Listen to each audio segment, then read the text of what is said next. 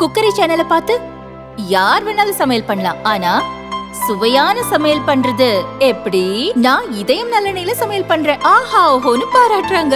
நீங்களும் இதயம் நல்லெண்ணெயில சமையல் பண்ணுங்க, பாராட்ட வாங்குங்க. தினம் தோறும் வாங்குவே இதயம் இதயம். சாணக்யா இன்டர்நேஷனல் அகாடமி உங்களுக்குள் இருக்கும் தலைவரை வெளிக்கொண்டு வரும் பியூர் பாலிடிக்ஸ் பயிற்சி பட்டறை. நேரடி மற்றும் இணைய வழி. கான்டாக்ட் 7338242242. தஞ்சை வடக்கு மாவட்டம் கும்பகோணம் சட்டமன்ற தொகுதியில் நடைபெறுகிற எழுச்சி பயணத்தில் கலந்து கொண்டிருக்கின்ற தேசிய ஜனநாயக கூட்டணியுடைய அனைத்து பொறுப்பாளர்களுக்கும், வருகை தந்திருக்கின்ற அனைத்து கழக பாரதிய ஜனதா கட்சி தொண்டர்கள், ஐஜேகே, தமிழ் மாநில காங்கிரஸ், புதிய நீதி கட்சி மற்றும் பாட்டாளி மக்கள் கட்சி சேர்ந்த அனைத்து தொண்டர்களுக்கும் எனது முதற்கண் வணக்கத்தை தெரிவித்துக் கொண்டு, மாவட்ட தலைவர் தங்க கண்ணடி, அண்ணா திராவிட முன்னேற்ற கழகத்தினுடைய மாவட்ட தலைவர் பாரதி மோகன், மாவட்ட செயலாளர் அண்ணன் ரத்னசாமி, பாரதிய ஜனதா கட்சிக்கு மட்டுமல்ல, இந்துக்கள் எங்கெல்லாம் இருக்கிறார்களோ அவர்களுக்கெல்லாம் போராடுகின்ற, குரல் கொடுக்கின்ற தர்ம போராளி ஹெச் ராஜா அவர்கள், இந்த தமிழரின் எழுச்சி பயணத்தை தொடர்ந்து தமிழகம் முழுவதும் அல்லும் பகலும் அயராது பாடுபட்டுக் கொண்டிருக்கின்ற பொதுச் செயலாளர் கருப்பு முருகானந்தம், லோகநாதன், கன்னியாகுமரி மாவட்ட முன்னாள் தலைவர் தர்மராஜ், தஞ்சை இளங்கோ மற்றும் லோகநாதன் உள்பட்ட மகா சுசீந்திரன் உள்பட்ட இந்த நிகழ்ச்சியில் கலந்து கொண்டிருக்கின்ற ஐஜேகே மாவட்ட செயலாளர் சிமியோன், தமிழ் மாநில காங்கிரஸ் PS சங்கர், தென்னிந்திய பார்வர்ட் பிளாக் கட்சியினுடைய தலைவர் மாதவன் அவர்கள், முன்னாள் மாவட்ட தலைவர் சாக்கோட்டை சதீஷ் அவர்கள், முன்னாள் மாவட்ட தலைவர் PL அண்ணாமலை அவர்கள். இந்த வீடியோலாம் நல்லா பார்த்துட்டீங்களா? இந்த வீடியோலாம் பார்த்துட்டீங்களா? அதாவது தஞ்சாவூர்னு சொன்னாலே டெல்டா காரன் தான் சொல்லுவாங்க. நம்ம முதலமைச்சர் அப்படிதான் சொல்வார், நான் டெல்டா காரன் தான்.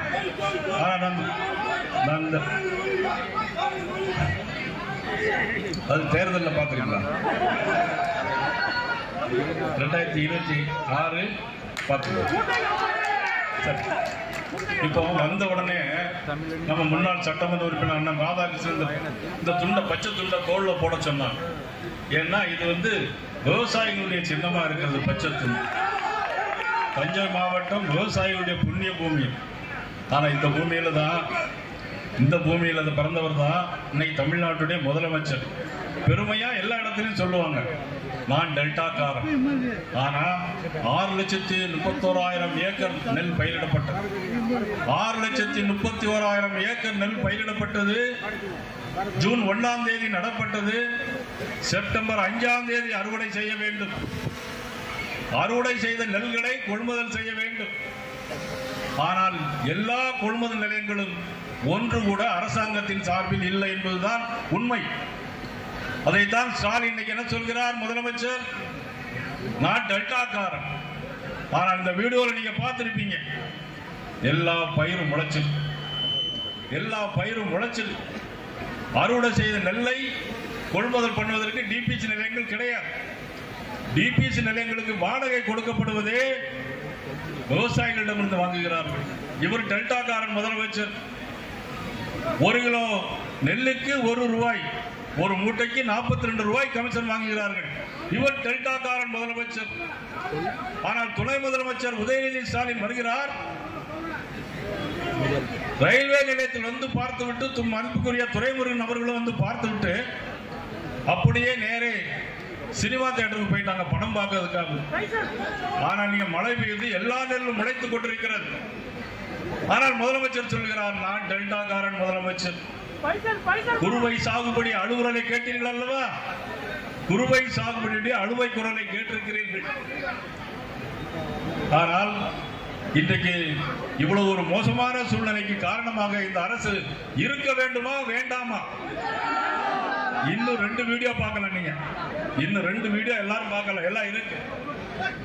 ஆனா 10,000 கோடி ரூபாய்க்கு 10,000 கோடி ரூபாய்க்கு நீர் மேலாண்மை செய்வோம் என்று சொன்னார்கள். 10 பைசா கூட இதுவரைக்கும் செய்யவில்லை. 10 பைசா கூட இதுவரைக்கும் செய்யவில்லை. கல்லணையில் தூர் வாருவோம் என்று சொன்னார்கள். விவசாயிகளின் மாநில நலனில் அக்கறை இருந்தால், விவசாயிகளின் நலன் அக்கறை இருந்தால் கல்லணை பகுதியை கால்வாய்களை தூர்வார வேண்டுமா வேண்டாமா? அதற்கெல்லாம் இப்பொழுது மத்திய அரசு நிதி ஒதுக்க போகிறது.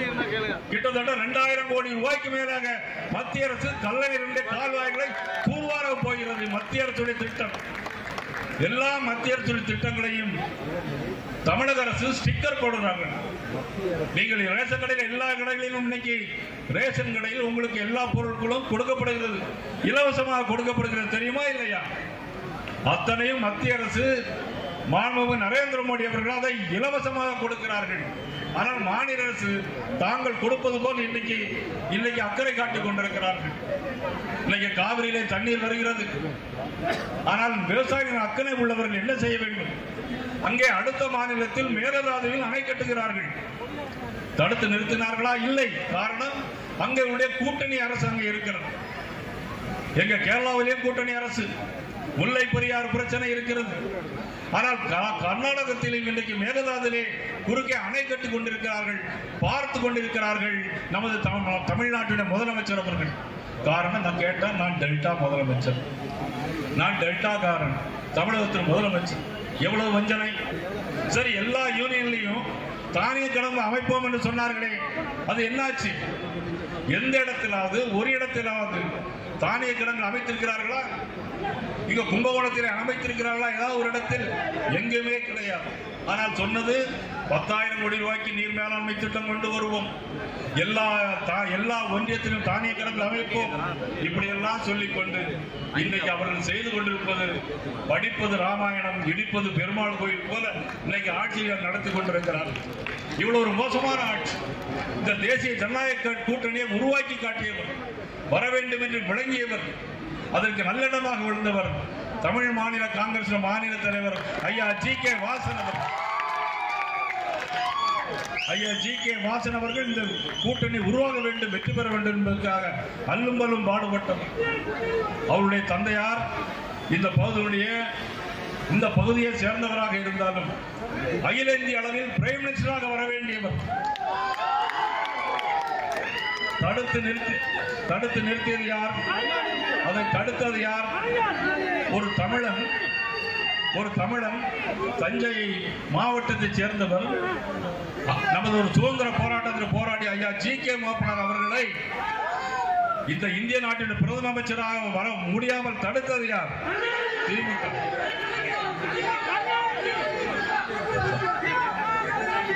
ஆனால் இன்னைக்கு பாரத பிரதமர் நரேந்திர மோடி அவர்கள் தமிழ்நாட்டை சேர்ந்த ஆளுநராக இருந்த கோயம்புத்தூரில் இருந்த நமது சி.பி. ராதாகிருஷ்ணன் அவர்களை இந்திய நாட்டின் உணர்வு ஜனாதிபதியாக காட்டியிருக்கிறார். நேற்றைய தினம் பசும்பொன்னில் நடந்த தேவர் குருபூஜா விழாவில் அரசாங்கத்தின் சார்பாக உதவி ஜனாதிபதியாக இருந்த சி.பி.ஆர். அவர்கள் இன்னைக்கு நேற்று வந்து மரியாதை செலுத்திவிட்டு போயிருக்கிறார் என்று சொன்னால், இந்த சுதந்திர போராட்ட தியாகிகளையும் இந்த மண்ணையும் நேசிக்கின்ற கட்சி பாரதிய ஜனதா கட்சி. அதை நேசிக்கின்ற தலைவர் பாரத நரேந்திர மோடி அவர்கள். யாராலும் மறுக்க முடியும். ஆனால் கோயில்கள் நகரம் கும்பகோணம் எல்லா கோபுரம் இடிந்து விழுகிறது. கேட்டால் நாங்கள் ஆலயத்திற்கு அது செய்கிறோம் இது செய்கிறோம் என்று சொன்னால் எல்லா நகர கோபுரங்களும் இன்னைக்கு இடிந்து பாழடைந்த நிலையில் காணப்பட்டிருக்க காரணம் இந்த திமுக அரசாங்கம். அண்ணன் ராஜா அவர்கள் பேசுவார்கள் தெரியும். இதே ஊரில் இப்போ வீடியோ பார்த்துங்க, ஒரு பள்ளிக்கூடத்தில் ஒரு ஆசிரியரே ஜாதி ரீதியாக பேசுகிறார். ஆசிரியர்களே போதை போட்டுக்கொண்டு ஸ்கூலுக்கு வர்றாங்க. பள்ளி கல்வித்துறை என்ன செய்கிறது என்று தெரியவில்லை. 37 லட்சம் ரூபாய்க்கு ஒரு கட்டடம் கட்டியிருக்காங்க ஆடுதுறை பேரூராட்சியில். 37 லட்சம் ரூபாய்க்கு ஒரு கட்டடம் கட்டியிருக்காங்க. ஆனால் தடுப்பு சுவரே கிடையாது. பள்ளி கல்வித்துறை என்ன செய்கிறது என்று எங்களுக்கு தெரியவில்லை. உயர்கல்வித்துறையை பொறுத்த மட்டிலும் இங்கே உள்ள கல்லூரியில் கூட கழிவறை இல்லை. இங்க உள்ள கழிவறை கிடையாது. மாணவர் என்ன பண்ணுவார்கள்? தரமற்ற ஒரு சுகாதாரம். ஆனா பள்ளிக்கூடங்களில் எல்லா பள்ளிக்கூடங்கள்லையும் மாணவர்களுக்கு குடல் புழு அதை நீக்க அவருக்கு மருந்து கொடுப்பாங்க. ஆனா ஆடுதுறை பேரூராட்சியில் ஒரு ஸ்கூல்ல அதை சாப்பிட்ட பிள்ளைகளே அதில் மயக்கத்தில் விழுந்து ஒரு மோசமான சூழ்நிலை போறதெல்லாம் நீங்க பார்க்கணும். அது மட்டும் இல்லை, எங்க பார்த்தாலும் வன்முறைகள், பாலியல் வன்கொடுமைகள். 10 வயது சிறுமி முதல் 70 வயது பெண்கள் வரையில் ரோட்டில் நடமாட முடியவில்லை. எங்கு பார்த்தாலும் கஞ்சா, போதைப் பொருள் பழக்க வழக்கங்கள். பள்ளிக்கூடத்தின் முன்பாக கஞ்சா விற்கிறார்கள்.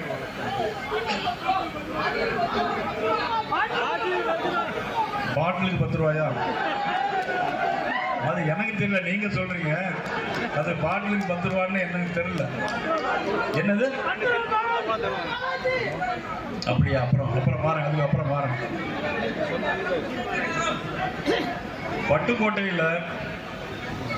பட்டுக்கோட்டையில் ஒரு ஊர்ல ஸ்கூல்லே பாலியல் வன்கொடுமை. எங்கேயும் காவல்துறை கையிலே வைத்துள்ள முதலமைச்சர் என்ன செய்கிறார் என்று சொல்ல தெரியவில்லை. ஆடுதுறை பேரூராட்சியில் ஒரு பேரூராட்சி தலைவர், பாட்டாளி மக்கள் கட்சியினுடைய ஒரு பேரூராட்சி தலைவரை வெடிகுண்டு வீசி கொலை செய்ய முயற்சிக்கிறார்கள். இங்கு மட்டுமல்ல, எல்லா இடங்களிலும் போலீஸ் ஸ்டேஷனை பார்த்தா வெடிகுண்டு வீசுறாங்க. ஒரு காலத்துல காக்கி சட்டையை பார்த்தா எல்லாரும் பயப்படுவாங்க. ஆனா இன்னைக்கு எல்லா இடத்திலையும் எங்க பார்த்தாலும் போலீஸ் ஸ்டேஷன் தான் அட்டாக் பண்றாங்க. அந்த அளவுக்கு ஒரு மோசமான ஒரு ஆட்சி. பெண் போலீஸ்களே ரொம்ப மோசமான சூழ்நிலையில பாதிக்கப்படுறாங்க. ஆனா ஒரு ஸ்டேஷன்ல என்ன கம்ப்ளைண்ட் கொடுக்க போயிருக்கிறாங்க. தன்னுடைய சகோதரனுக்கு பாதிக்கப்பட்டதை கொடுத்து கம்ப்ளைண்ட் கொடுக்க போன ஒரு பெண்ணை ஜாதி ரீதியாக பேசி அவர்களை அசிங்கமாக திட்டிருக்கிறார்கள் காவல்துறையினர். காவல்துறை லாக்அப் டெத் மரணம் 24 பேர். ஆனால் சாத்தான்குளத்தில் ஒரு லாக்அப் டெத் நடந்தது. அதற்கு போராடிய முதலமைச்சர் ஸ்டாலின் அவர்கள் 24 லாக்அப் டெத் உங்களுடைய ஆட்சியில் நடைபெற்றிருக்கிறது என்ன சொல்கிறான்னு கேட்டா, சாரி சார். சாருன்னா அது இன்னும் 2வது விஷயம் இருக்கு. சாரி நிறைய சார்லாம் இருக்காங்க. அண்ணாமலை பல்கலைக்கழகத்தில் ஒரு சார் இருக்காரு. அப்புறம் இப்ப இன்னைக்கு காலையில முதலமைச்சர் ஒரு சாரை பத்தி பேசிருக்காங்க. அந்த சாரை பத்தி தான் நம்ம அண்ணன் வெச்சிராஜ் அவர்கள் பேசினார். இப்போ ஒரு வீடியோ வருது, அந்த வீடியோ பாருங்க, அடுத்தால சொல்றேன்.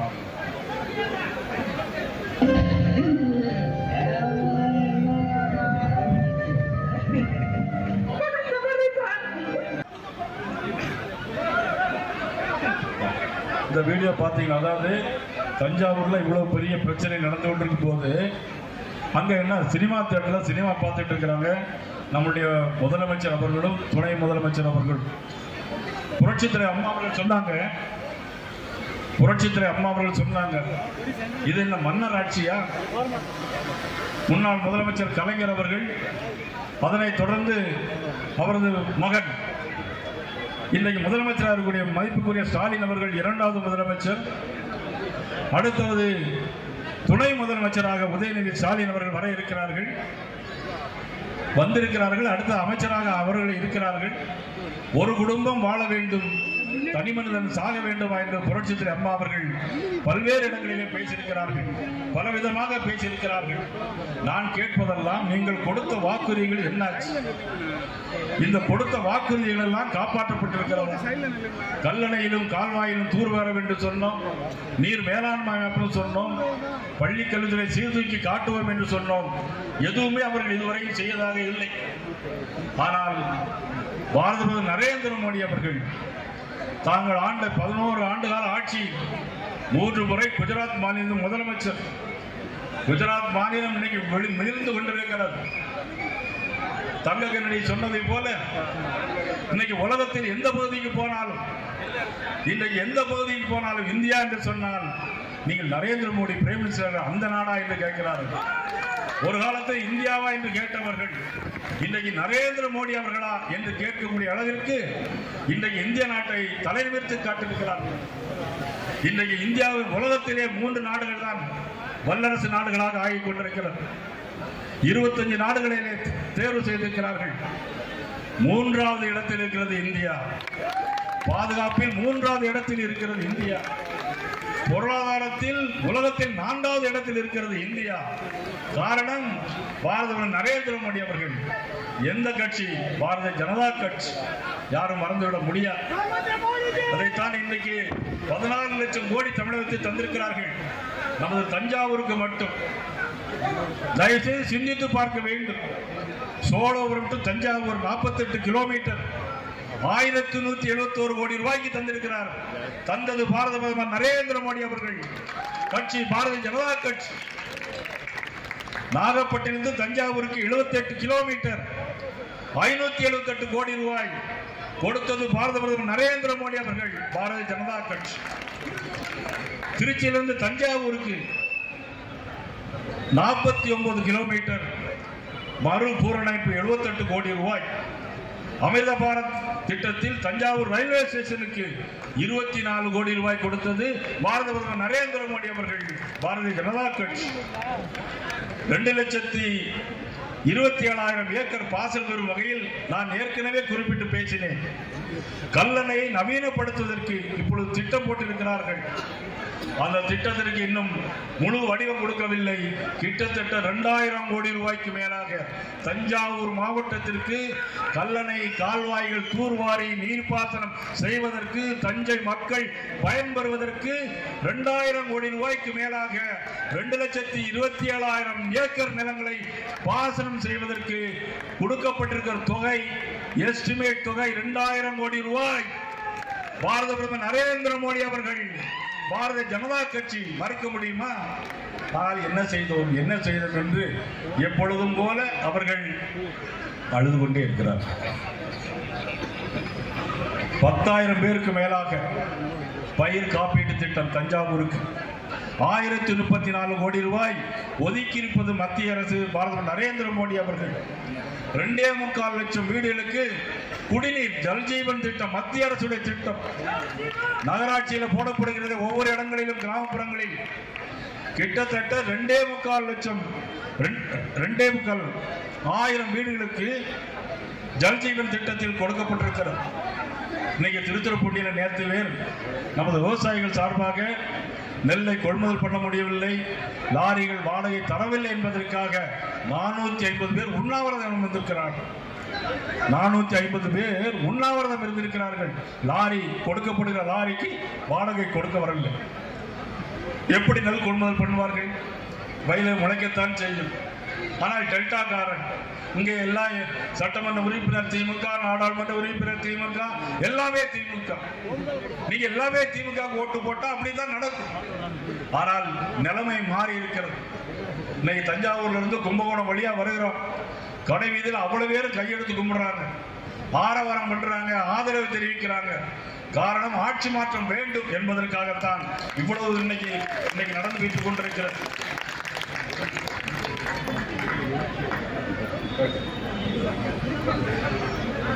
நான் திமுக மாவட்ட செயலர் அண்ணன், எனது நண்பர் தான், அன்புக்குரிய அண்ணன் அன்பு அவர்கள், சாக்கோட்டை அன்பர் அவர்களை கேட்கிறேன். கும்பகோணத்தை மாவட்டமாக அறிவிப்போம் என்று சொன்னீர்களே, செய்தீர்களா? செய்தார்களா?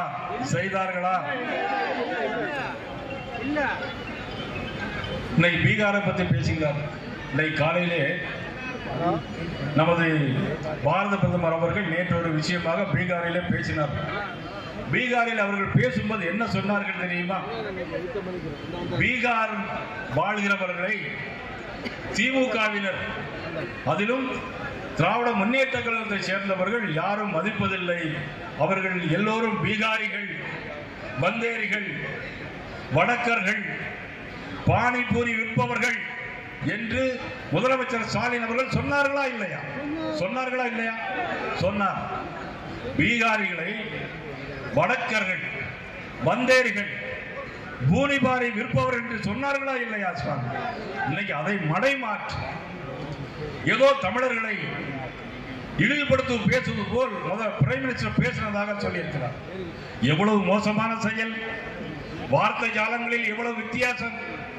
வார்த்தை ஜாலங்களில் பேசி பேசி ஆட்சி பிடித்தவர்கள் இன்னைக்கு அதே வார்த்தை ஜாலங்களை இன்னைக்கு மாற்றி காட்டுகிறார். முதலமைச்சர் ஸ்டாலின் சொன்னது பீகாரிகளை, வந்தேரிகள், வடக்கர்கள், பூனிபாரி விற்பவர் என்று சொன்னார்.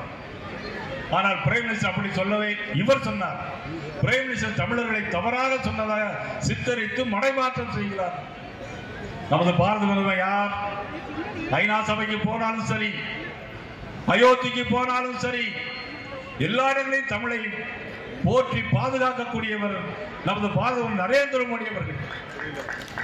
காசியிலே தமிழ் சங்கம் நடத்தி காட்டியவர், குஜராத்திலே தமிழ் சங்கம் நடத்தி காட்டியவர், திருக்குறளை 53 மொழிகளில் மொழிபெயர்த்தவர், பனாரஸ் பல்கலைக்கழகத்திலே தமிழுக்கென ஒரு இருக்கையை நடத்தி காட்டியவர். எங்கு போனாலும், எந்த நாட்டில் போனாலும், என்னுடைய நாட்டில் தமிழ் என்று ஒரு மொழி இருக்கிறது, அதற்கென்று 5000 ஆண்டுகளுக்கு முன்னாலே உள்ள கலாச்சாரமும் பண்பாடும் இருக்கிறது என்று அவர்கள் கோடிட்டு காட்டியிருக்கிறார்கள். அண்ணன் KS ராதாகிருஷ்ணன் கூட அவருடைய பதிவுகளை டெய்லி போட்டுக்கிட்டே இருக்கிறார். அந்த அளவுக்கு தமிழை நேசிப்பவர், போற்றி பாதுகாக்கக்கூடியவர் நமது பாரத பிரதமர் நரேந்திர மோடி அவர்கள். இன்னொரு வீடியோ இருக்கு, அதை பார்த்துட்டு அடுத்த இன்னொரு விஷயம் பேச. அந்த வீடியோ போடுங்க சார். அண்ணா பல்கலைக்கழகம் அது என்னது? அப்படி அங்க பல சார் இருக்காங்களா? அண்ணா பல்கலைக்கழகத்தில் ஒரு பெண்ணை தனியா கூட்டிட்டு போய் அவங்கள பாலியல் தொல்லை கொடுத்து இன்னொரு சாரு இருக்காரு, அந்த சாருக்கு நீங்க பேசுங்க அப்படின்னு சொன்னோம்னா அது கேட்டு அந்த சார் யாருங்கிறத நம்முடைய முதலமைச்சர் இன்னும் கண்டுபிடிக்கவே இல்லை. அது அந்த சார் யார்? அந்த சார் அந்த சாரை கண்டுபிடிக்க முடியல. ஆனா இப்பன்னா ஆனா சாருன்னு சொன்னாலே திமுகவுக்கு ஒரு பயம், ஒரு தோல்வி பயம், ஒரு மாதிரி பயம். ஒரு படத்துல சொல்லுவாங்கல்ல, பேரை சொன்னா அதிருது இல்ல அப்படின்னு சொல்லுவாங்கல்ல, அது மாதிரி இந்த சாருன்னு சொல்லிட்டா இப்பெல்லாம் ஒரு தோல்வி பயத்துல நம்மளுடைய முதலமைச்சர் இன்னைக்கு இருந்துட்டு இருக்கிறார். அவ்வளவு. அதுதான் என்ன சார் அப்படின்னா, இன்னைக்கு வாக்கெடுப்பு, வாக்காளர்களை யாரெல்லாம் இருக்கிறாங்க இல்லைங்கிற கணக்கெடுப்பு தான் இந்த சார். நீங்க நினைக்கிற அந்த சார் வேற, இது இந்த சார். அதுல என்னன்னா, நேரு காலத்திலிருந்து 10 முறை காங்கிரஸ் ஆட்சியில் இருக்கும்போது இதை வாக்காளர் கணக்கெடுப்பு எடுத்திருக்கிறார். இதுல இவங்களுக்கு என்ன இருக்குன்னு தெரியல. 2014 RK நகர் சட்டமன்ற இடைத்தேர்தலில் கோர்ட்டுக்கே போனாங்க, நீதிமன்றத்திற்கே போனாங்க. நம்முடைய முதலமைச்சர் நீதிமன்றத்திற்கு போய் போலி வாக்காளர்களா இருக்கிறாங்க அப்படின்னு சொல்லி நீதிமன்றத்திற்கே போனாங்க. ஆனா இன்னைக்கு வாக்கெடுப்பு நடத்தும் போது இன்னும் நடத்தல ஆரம்பிக்கல. ஆனா அதை கண்டு இன்னைக்கு தோல்வி பயத்துல எடுக்கக்கூடாது அப்படின்னு அனைத்து கட்சி கூட்டத்தை போட்டிருக்கிறாங்க. அனைத்து கட்சி கூட்டத்தை ஏன் போடுறாங்கன்னா அது தேவையே இல்லை. இன்னைக்கு அவங்க தொகுதியிலே, குளத்தூர் தொகுதியிலே இன்னைக்கு 9000 வாக்காளர்கள் போலி வாக்காளர்கள் இருக்கிறாங்க. அவங்க நீக்கிட்டா அங்க குளத்தூர் தொகுதியில முதலமைச்சர் தோத்து போவார். துறைமுகம் தொகுதியில 10,000 15,000 பேர் இருக்கிறாங்க. அதை நீக்கிட்டா சேகர்பாபு அவர்கள் தோத்து போயிருவாங்க. இப்படி கன்னியாகுமரியில் இருந்து கும்மிடிப்பூண்டி வரைக்கும் திமுகவினர் போலி வாக்காளர்களை சேர்த்ததை இன்னைக்கு அவர்கள் கண்டுபிடித்து விடுவார்கள் என்பதற்காகத்தான் இன்னைக்கு பயந்து போய் இருக்கிறார். இவ்வளவு மோசமான சூழ்நிலையில் தான் இன்றைக்கு திராவிட முன்னேற்ற கழகம் பயந்து போய் இருக்கிறது. அனைத்து இந்திய அண்ணா திராவிட முன்னேற்ற கழகத்தினுடைய பொதுச் செயலாளர் மதிப்புக்குரிய எடப்பாடி அவருடைய தலைமையிலே தேசிய ஜனநாயக கூட்டணியை உருவாக்கி காட்டியது நமது மாண்புமிகு உள்துறை அமைச்சர் அமித்ஷா அவர்கள். இன்றைக்கு சர்தார் வல்லபாய் பட்டேல் அவருடைய இன்னைக்கு நினைவு நாள். அவருடைய நினைவு நாளில் இன்றைக்கு நாம் ஒரு சபதம் எடுக்க வேண்டும். வருகின்ற 2026ஆம் ஆண்டு நடைபெற இருக்கின்ற தேர்தலில் அனைவரும் சபதமேற்று கும்பகோணத்தில், கூடல் நகரத்தில் இருந்து, கோயில் நகரங்களாக இருக்கக்கூடிய கும்பகோணத்தில் இருந்து நாம் ஒவ்வொருவரும் சபதம் ஏற்க வேண்டும். 2026ஆம் ஆண்டு தேர்தலில் திராவிட முன்னேற்ற கழக கூட்டணியை தமிழகத்திலிருந்து விரட்டி அடிக்க வேண்டும் என்பதுதான் அனைவருடைய சபதமாக இருக்க வேண்டும். அனைத்து இந்திய அண்ணா திராவிட முன்னேற்ற கழகத்தை உருவாக்கி காட்டியவர் புரட்சித் தலைவர் எம்ஜிஆர் அவர்கள். மனித புனிதர், சத்துணவு தந்த சரித்திர நாயகன், வாழ்ந்தவர் கோடி மறைந்தவர் கோடி, மக்கள் மனதில் வாழ்கின்ற மாபெரும் தவப்புதல்வன், சத்தியத்தாய் பெற்றெடுத்த தவப்புதல்வன் புரட்சித் தலைவர் எம்ஜிஆர். அற்புதமான கட்சி பாரதிய ஜனதா கட்சி. ஜனசங்கம் காலத்தில் இருந்து மக்களுக்காகவே, நாட்டிற்காக, தேசத்திற்காக உருவாகிய கட்சி ஜனசங்கம் பாரதிய ஜனதா கட்சி. அதனுடைய தலைவராக, நாட்டின் பிரதமராக பாரத பிரதமர் நரேந்திர மோடி அவர்கள் இந்த தேசத்தை காக்கின்ற தெய்வமாக, சித்த புருஷனாக இருக்கிறார். இந்த கூட்டணி வெல்ல வேண்டும், சத்தியம் வெல்ல வேண்டும், தர்மம் ஜெயிக்க வேண்டும். அதற்காக ஏற்படுத்தப்பட்ட கூட்டணி தான் இந்த தேசிய ஜனநாயக கூட்டணி என்பதை யாரும் மறந்துவிட முடியாது. குறித்து வைத்துக் கொள்ளுங்கள். திராவிட முன்னேற்ற கழக ஆட்சியினுடைய நாட்கள் எண்ணப்படுகிறது. கவுண்ட் டவுன் ஸ்டார்ட் ஆகிவிட்டது. மதுரையிலே சொன்னேன், கவுண்ட் டவுன் ஸ்டார்ட் ஆகிவிட்டது. நாட்கள் எண்ணப்படுகிறது. திமுக ஆட்சி விரட்டி அடிக்கப்படும். தமிழகத்தில் இனி ஜனநாயக ஆட்சி, தர்மத்தின் ஆட்சி நிலைநாட்டப்படும் என்பதை சொல்லி இவ்வளவு நேரம் காத்திருந்த அனைவருக்கும் நன்றி கூறி இந்த நிகழ்ச்சியை சிறப்பான முறையில் ஏற்பாடு செய்த தங்க கண்ணாடி, கருப்பு முருகானந்தம் உள்ளிட்ட அவருடைய குழுவிற்கும், அண்ணன் கச்சிராஜா உள்ளிட்ட அனைவருக்கும் மனமார்ந்த நெஞ்சார்ந்த தெரிவித்துக் கொண்டு, வெல்லட்டும் வெல்லட்டும், தேசிய ஜனநாயக வெல்லட்டும், ஒன்றுபடுவோம், கூடுவோம், வெல்வோம், வெற்றி நமதே, நாளை நமதே என்று சொல்லி விடைபெறுகிறேன். நன்றி, வணக்கம். பாரத பிரதமர் இன்னைக்கு துணை புரிந்து இருக்கிறார்கள்.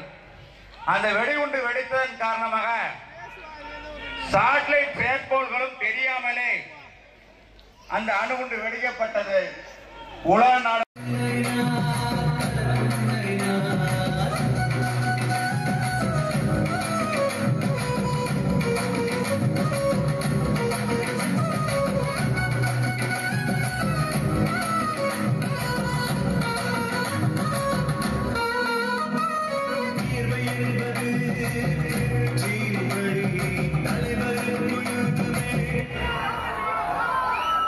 தலைவர் அவர்கள் வந்துவிட்டார்கள்.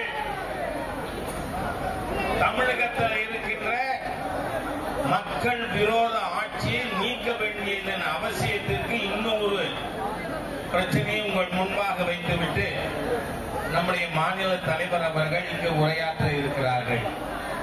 நண்பர்களே,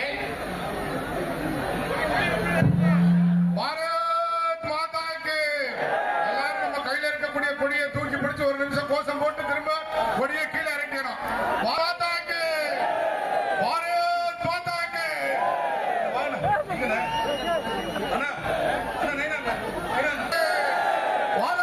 மாதாக்கு, பாரத் மாதாக்கு. பாரதிய ஜனதா கட்சி வெல்லும் வெல்லும். தேசிய ஜனநாயக கூட்டணி வெல்லும். விரட்டி அடிப்போம், விரட்டி அடிப்போம்.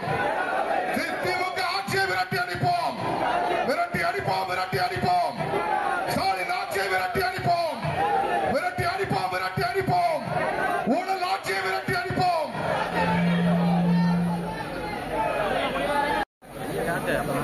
தென்னிந்திய ஃபார்வர்ட் பிளாக் கட்சியினுடைய டெல்டா மண்டல செயலாளர் திரு ரமேஷ் அவர்கள், நமது தமிழரசன் அவர்கள், வீர செந்தில் உள்ளிட்ட அனைவருக்கும் எனது வணக்கத்தையும் வரவேற்பையும் தெரிவித்துக் கொண்டு, முன்னாள் நகர்மன்ற தலைவர், எனது பேரன்பிற்கு பெரும் மரியாதைக்குரிய ரதிமீனா சேகர் அவர்கள் உள்ளிட்ட அனைவருக்கும் எனது நன்றியும் வணக்கத்தையும் தெரிவித்துக் கொண்டு, கும்பகோணம் என்று சொன்னாலே கோயில்கள் நகரம், கூடல் நகரம் என்று சொன்னால் மதுரை.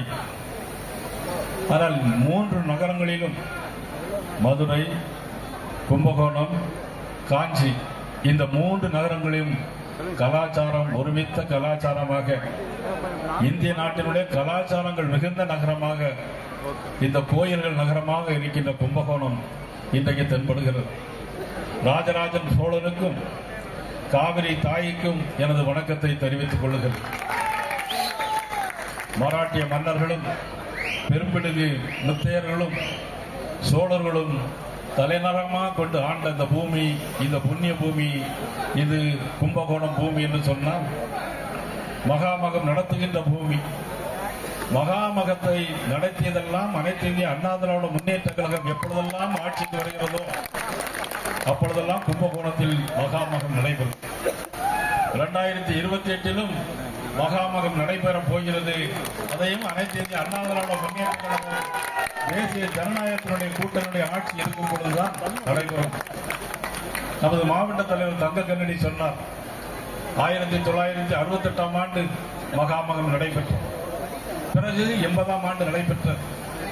பிறகு 92ஆம் ஆண்டு புரட்சி தலைவி அம்மா அவர்கள் அதை நடத்தி காட்டினார்கள். 2004 புரட்சி தலைவி அம்மா அவர்களே நடத்தி காட்டினார்கள். நான் எதற்காக சொல்கிறேன் என்று சொன்னால், திராவிட முன்னேற்ற கழகம் மதுரையிலே ஒரு பொதுக்குழு கூட்டியது. அந்த பொதுக்குழுவிலே பல்வேறு தீர்மானங்களை கொண்டு வந்தார்கள். ஆனால் எப்பொழுதெல்லாம் பொதுக்குழு மதுரையிலே நடைபெறுகிறதோ அப்பொழுது திமுக ஆட்சி வராது என்று கருத்த ஒரு சென்டிமெண்ட். அதே போலதான் 2028 கும்பகோணம் மகாமகம் நடைபெறப் போகிறது. ஆனால் சென்டிமெண்ட் அந்த திமுக ஆட்சி இருக்காது, மக்கள் விரோத திமுக ஆட்சி இருக்காது என்பதை நான் இந்த நேரத்தில் தெரிவிக்கிறேன். இப்படிப்பட்ட புண்ணியமான ஊரில் திமுகவினர் எவ்வளவு அராஜகம் பண்ணுகிறார் என்பதை ஒரு வீடியோ காட்சி மூலமாக இப்பொழுது உங்கள் கண் முன்னாலே பார்க்கலாம். வீடியோ. சங்க காலம் தொடங்கி தமிழ்நாட்டின் நெற்களஞ்சிய சங்கம் கொடுத்த பரிசு என்னவோ வலியும் வேதனையும் தான். கடனோட வாங்கிதான் சார் விவசாயம் பண்ணணும். என்ன சார் பண்றது?